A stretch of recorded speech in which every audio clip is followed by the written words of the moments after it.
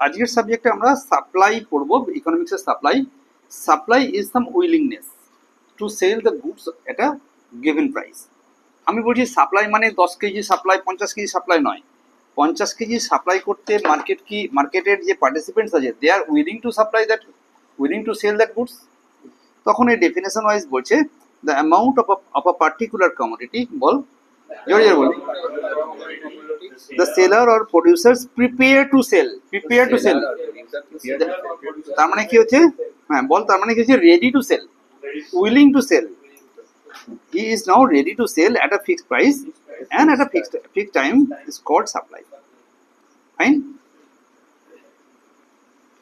তো যেমন ভাবে আমরা বলেছিলাম যে ডিমান্ডে যেমন দুটো দিক থাকে, একটা হচ্ছে ইন্ডিভিজুয়াল ডিমান্ড, একটা মার্কেট ডিমান্ড, সাপ্লাইও সেম থাকবে। এটা নিয়ে বিস্তারিত ব্যাখ্যা করে শুধু ভিডিও বড় করা দরকার লাগছে না কোনো, রাইট? এখন এরা বলছে যে what are the factors determining the supply.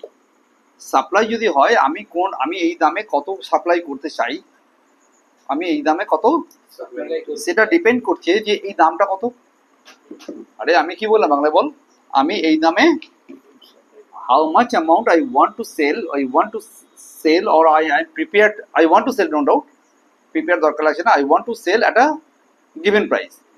তাহলে তোমাকে তো কোশ্চেনই তো বলে দিচ্ছে, মানে এই স্টেটমেন্টে তোকে বলে দিচ্ছে কি যে ভাই what is the price of that commodity right now.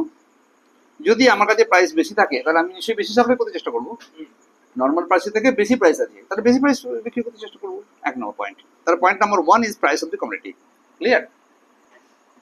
যদি মনে করা যাক যে আমার কাছে ওই গুডসটার ওই কমোডিটিটার যে দামটা আছে না, ওই কমোডিটিটার দামটা যদি একটা আমাকে যে ডিটারমিনিং ফ্যাক্টর কাজ করে, তাহলে আদার কমোডিটিস থাকবে। এই আদার কমোডিটিটা মানে হচ্ছে আমি মনে করছি রিলেটেড কমোডিটি। মনে কর আমি বললাম যে চালের দাম আর চিনির দামের মধ্যে যেটা বেশি থাকবে সেটা বেশি বিক্রি করবো। আর চাল আর চিনির মধ্যে কি সম্পর্ক আছে? বরং চাল হতে পারে, আর কি হতে পারে, আটা হতে পারে, টি হতে পারে, অ্যান্ড কফি হতে পারে, রাইট? একটার এগেনস্টে একটা কেনা যেতে পারে কিনা। তখন দেখা গেল যে একটার যদি দাম বেড়ে যায়, সাপ্লায়ার চাইবে সেটা বেশি করে সাপ্লাই করতে। মানে রিলেটিভ প্রাইসটা আমি বলেছিলাম, রিলেটিভ প্রাইস মানে একটা রেসপেক্টে আরেকটা রিলেশনে যে দামটা থাকবে, মানে ওদের মধ্যে কম্পারেটিভ প্রাইস যেখানে বেশি থাকবে মানুষ সেটা বিক্রি করতে যাবে। তাহলে price of other commodity. Third point is price of the factors of production. Factors of production মানে এক কথায় বলছি লেবারের মাইনে। লেবারের মাইনে যদি বেড়ে যায় তাহলে কি হয়ে যাবে? The cost of production of the commodity will increase. তাহলে আমার দামটাও বেশি হবে, আর দাম বেশি হলে সাপ্লাইয়ের উপরে তার একটা এফেক্ট আসবে। দেন বলছে conditions of techniques of production. দেখ, আগে একটা জিনিস তৈরি করতে গেলে আমাদের কাছে অনেক এমন টেকনিক হতো যাতে প্রোডাকশন কস্ট বেড়ে যেত। চায়না বলে একটা দেশ আছে না, চায়না, হ্যাঁ, আরে পাগলের মতো প্রোডাকশন করে দেয় কম পয়সার মধ্যে। কি টেকনিক ইউজ করে? তাহলে technical development they have done it. আমাকে লড়তে গেলে সেই ডেভেলপমেন্ট করতে হচ্ছে।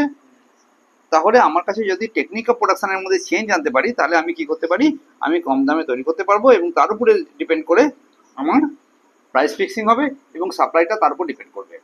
দেন objective of the producers of the or the firm. আমি একটু আগে যে গল্পটা করছিলাম, চাইনিজদের কি করে ডেভেলপমেন্টটা হলো। দে আর প্রডিউসিং দ্য থিংস। চলো তুমি কিছু ইনোভেটিভ। আমরা এখানে কি করি, এখানে আমরা একটা বড় বড় জায়গাতে থেকে খড়গপুর IIT থেকে পাস করে এলাম, এসে কোথায় একটা 50 লাখ টাকার মাইনে পাই কিনা আমি একজন কর্মচারী হয়ে যাব। ও বলছে না, তুমি প্রোডাকশন করার জন্য চেষ্টা করো, তোমরা 5 জন লোক মিলে প্রোডাকশন করো এবং যে কোনোভাবে প্রোডাকশন করে বিক্রি করে দাও। লাভ লোকসান আমি তোমার ক্যাপিটালকে প্রোডাকশন দেবো সরকার।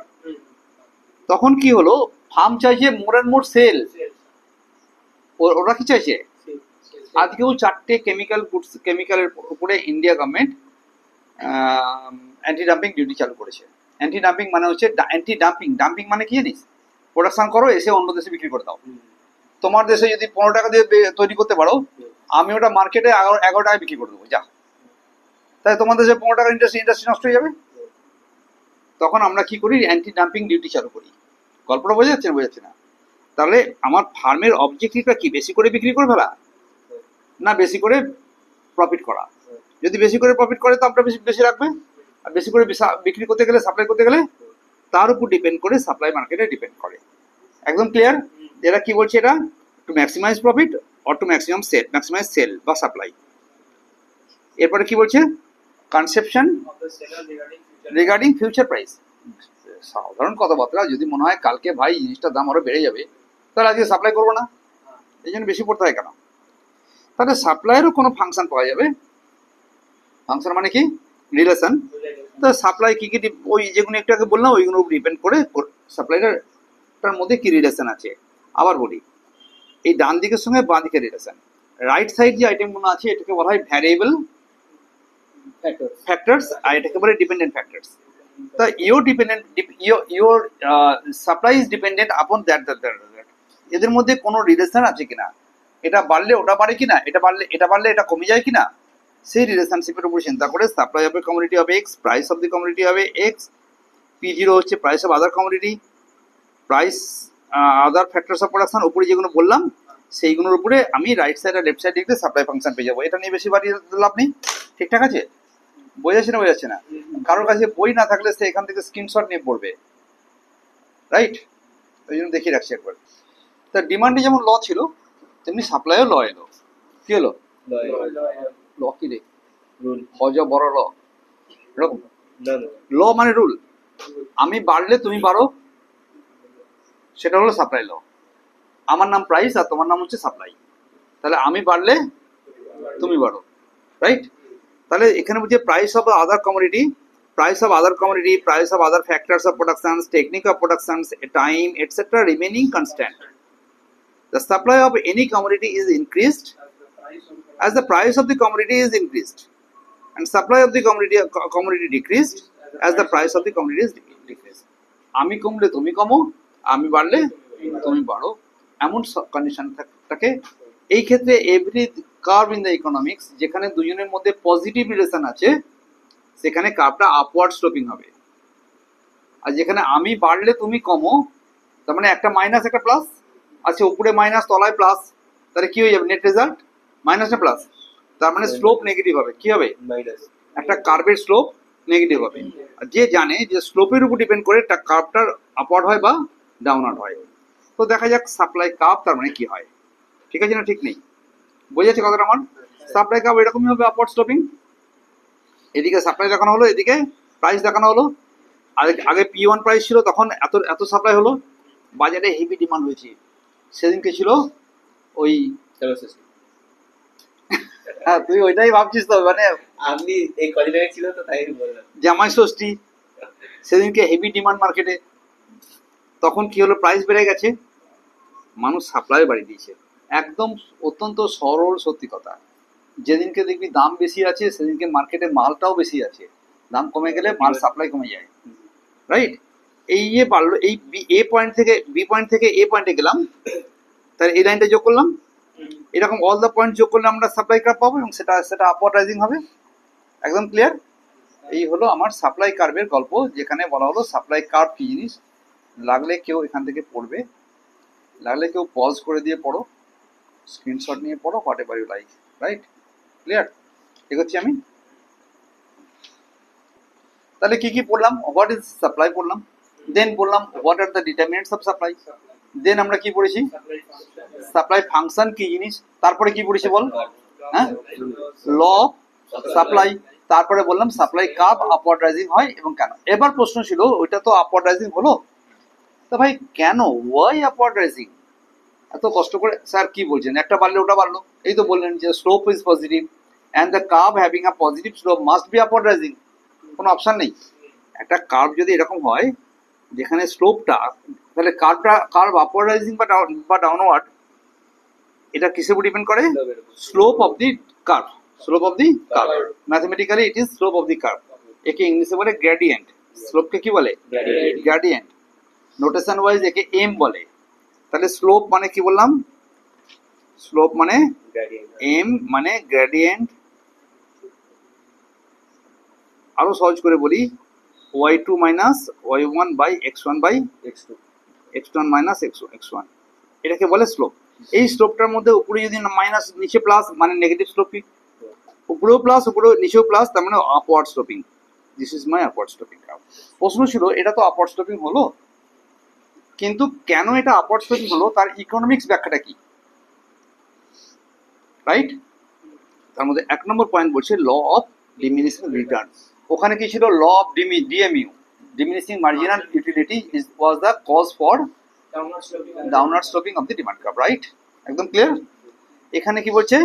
ল of diminishing returns, law of diminishing returns. এটা কি জিনিস? একটা জিনিস যদি ক্রমাগত প্রোডাকশন করা হয়, মানে যদি দেখা গেল এই ভ্যারিয়েবল ফ্যাক্টরটা ক্রমাগত বাড়ানো হচ্ছে, তাহলে প্রোডাকশনটা আগের মতো করে বাড়বে না। আবার বলি, 1, 2, 3, 4 করে লেবার বাড়িয়ে দিলি, একটা জমি ছিল, রাইট? তাহলে কি আমার কাছে ওইখানে প্রপোর্শনালি প্রোডাকশন বেড়ে যাবে? একটা সময় বাড়বে, তারপর আর বাড়বে না। তাহলে একে এই যে বাড়ছে না, এই জন্য একে বলে ডিমিনিশিং রিটার্ন। ছোট করে বলছি। তাহলে প্রশ্ন ছিল যে এর ফলে কি হলো? এর ফলে প্রোডাকশন কস্ট বেড়ে যাবে। এর ফলে একদম ছোট করে কথা বোঝা যাচ্ছে কি বলছি? আচ্ছা, অত ছোট করে বলবো না, এই লাইনটা পড়ে দিচ্ছি। In production process other inputs remaining constant if one input is increase continuously. একটা ইনপুট, তাহলে আমি একটা উদাহরণ দিই, বলি এইটা হলো তোমার একটা জমি, এই জমিতে ধান চাষ হচ্ছে, একটা লোককে কাজে লাগিয়েছো, যা প্রোডাকশন করবে, 2টো লোক কাজ করলে বেশি প্রোডাকশন হবে, 3টে লোক করলে বেশি আরো ভালো প্রোডাকশন হলো। কিন্তু 4টে লোক প্রোডাকশন করলে আর প্রোডাকশন বাড়ছে না। 5টা লোককে লাগিয়ে দিচ্ছিস, প্রোডাকশন বাড়বে? তাহলে একটা নির্দিষ্ট পরিমাণ ফিক্সড ইয়েতে যদি তুমি একটা ভ্যারিয়েবল ফ্যাক্টর ক্রমাগত বাড়িয়ে যাও, তাহলে সেটা ডিক্রিজ করবে continuously, okay, after a certain level. একদম আমি যা বললাম তাই বলছি। দেখ, আবার বলি, in a production process other inputs remaining constant if one input is increased continuously, the production, the addition in the productive capacity of the variable input, that is marginal product of the variable input, is decreased continuously after a certain level. বলেছি না বলিনি আমি? মাত্র একটা নির্দিষ্ট সীমার পরে কমতে থাকবে। এর ফলে কি হলো? এর ফলে তোমার কাছে যখনই প্রোডাকশনটা আর বাড়ছে না, কিন্তু লেবার খরচা বেড়ে গেছে, তাহলে কি হয়ে গেল? প্রোডাকশন কস্ট বেড়ে গেল। আর প্রোডাকশন কস্ট বেড়ে গেলে প্রাইস বেড়ে গেল, বুঝলি? আর প্রাইস বেড়ে গেলে তোমাকে বেশি দাম ছাড়া সাপ্লাই করতে পারবে না, তাহলে প্রাইস বাড়লে সাপ্লাইটা বাড়বে, পাক্কা? the supply is increased as the result of increase in the price of the বল। তাহলে কি হয়ে গেল? এর ফলে কি হলো? as a result cost of production tends to increase, cost of production বাড়বে। for this reason price of the commodity tends to increase, পাক্কা? the supply is increased as result of increased price। ভাই দাম বেশি যখন আছে তখন তাহলে আমি একটু সাপ্লাই করি, তাহলে এই জন্য দাম বাড়লে দামটা বাড়ে কেন? ল অফ ডিমিনিশিং রিটার্ন কাজ করে বলে। একদম ক্লিয়ার লেগেছে এটা? Expectation of the seller to maximise profit, পাক্কা? আমি যদি আমার একটা এক্সপেকটেশন থাকে যে আমি প্রফিট ম্যাক্সিমাইজ করতে চাই, আর সেটা চাইলো যে আমি বেশি প্রফিট আমি ম্যাক্সিমাইজ করতে চাই, তাহলে আমি কি করতে চাইবো? আমি চাইবো বেশি দামের অবস্থায় বেশি করে সাপ্লাই করতে। তুই যদি মনে কর দাম বেশি আছে, এই সময় শেয়ারগুলো বিক্রি করলি না, তাহলে কিন্তু কি প্রফিট ম্যাক্সিমাইজেশন হবে? It is the cause. Third cause বলছে change in the number of sellers, change in the other things remaining constant. If the price of the commodity increase, the amount of profit is also increased. যদি অন্যান্য সব অবস্থা ঠিক থাকে, তাহলে যদি দেখা গেল যে জিনিসের দাম বেড়েছে, তাহলে আমার প্রফিটটাও বাড়বে। আর প্রফিট বেশি হলে তুই কি দেখবি? ভাই একটা কাজ করি, চল আমরাও তাহলে একটা বিক্রি বাট্টা করি, অত ভালো লাভ হচ্ছে। যখন মানুষ দেখতে পায় কম্পিটিটিভ মার্কেটে যে মনে কর আমি বলছি যে ওই পাড়াতে যদি মাছ বিক্রি করা হয় ভালো দাম পাওয়া যাচ্ছে, ভালো দাম, তাহলে কি ওখানে একটা মাছওয়ালাই বিক্রি করবে? কিছু না কিছু নতুন মাছওয়ালা আসবে তো। একদম কমন সেন্স বলছি আমি তোকে। দ্যাট ইজ ওয়াই আমরা বলছি নাম্বার অফ সেলার্স বা প্রডিউসার ওখানে বেড়ে যাবে, ওকে? তা প্রফিট ইনক্রিজ করে এই জন্য the number of producers of sellers may increase due to expectation of the earning larger profit. একদম সহজে কথাবার্তা, একদম সিম্পল কথাবার্তা। দেখবি হুগলি মোড়ে প্রচুর চপের দোকান আছে, 2, 3, 4 চপের দোকান, মজার কথাবার্তা। কেন? কারণ দেখা গেছে যে ওইখানে আমার মোর দাম চার্জ করা যাচ্ছে এবং মোর প্রফিট আর্ন করতে পারছে, তখন কি করলো, তখন ওখানে আরো সাপ্লায়ার পৌঁছে গেল, তাহলে সেখানে দাম বেশি আছে বলেই সাপ্লাই বাড়লো, দাম বেশি থাকার জন্য। So this are the causes for one, number one কি বললাম বলো, law of diminishing return, application of the law of diminishing return. Second point, expectation of the seller to maximize profit, and the third one is change in the number of producers or sellers. পাক্কা? এর পরে যে গল্পটা আছে এটা আরো সোজা, শুধু হেডিং বলবো যে এটার উল্টো কখনো হয়, যে দাম বাড়লো কিন্তু সাপ্লাই কমে গেল। যেমন ডিমান্ডে আমরা এক্সেপশন দেখেছি, এক নম্বর commodities which cannot be repeatedly produced.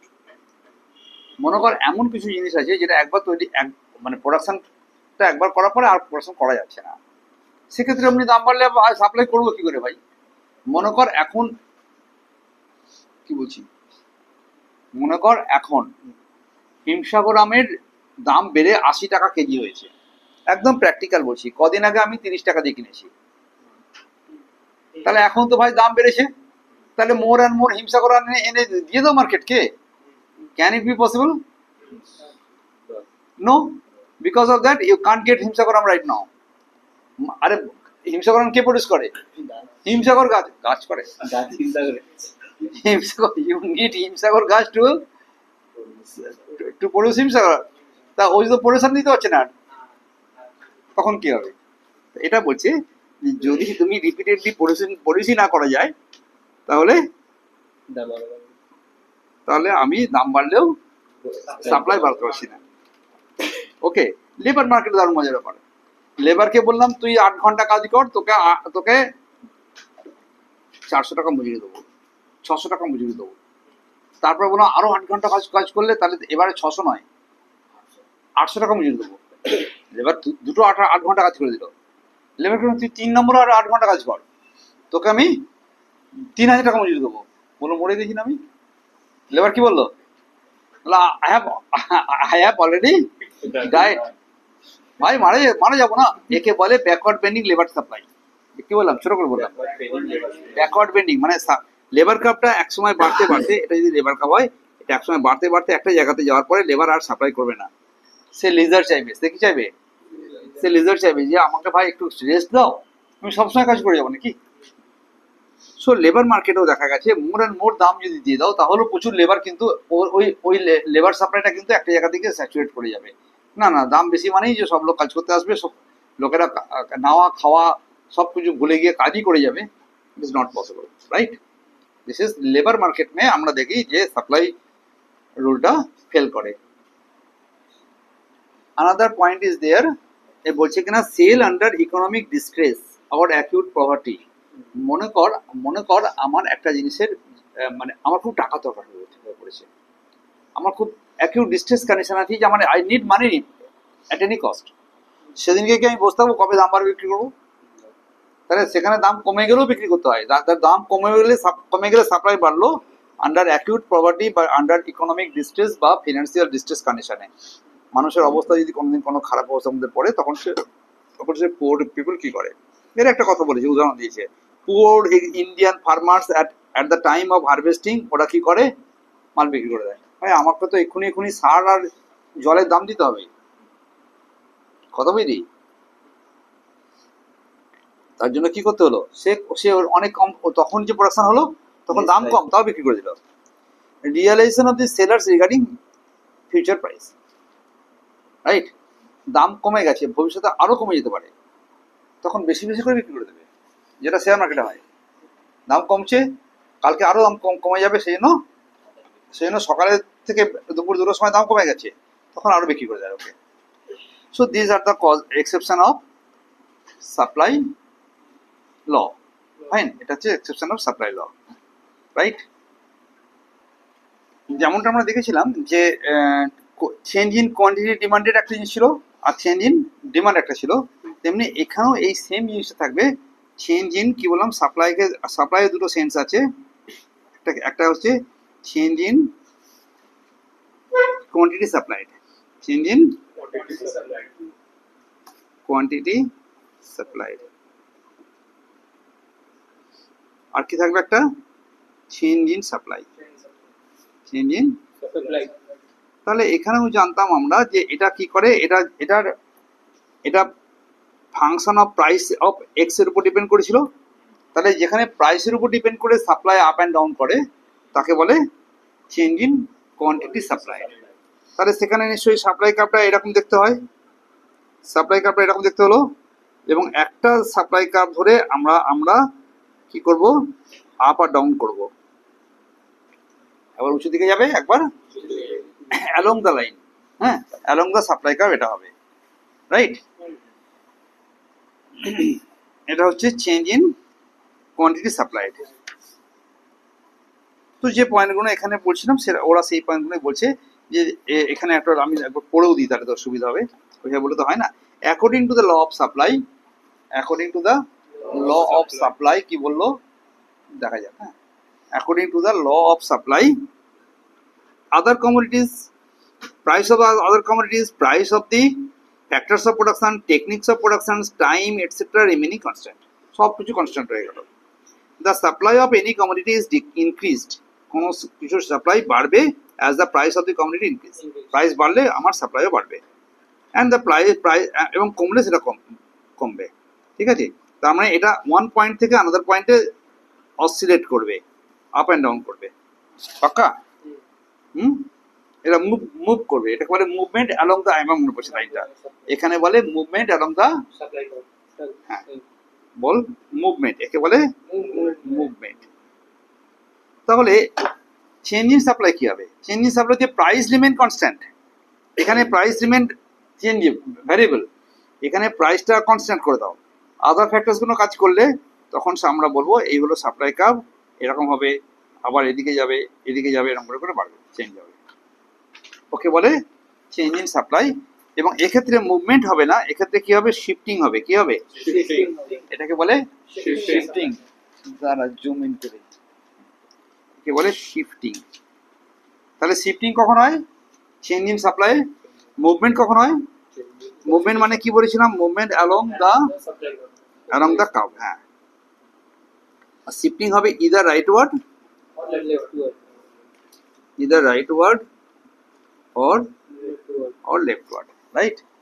তো এখানে আমরা দেখতে পেলাম যে এরা বলছিল যে দিস আর দ্য কজেস, কেন কেন এগুলো ঘটে থাকে, রাইট।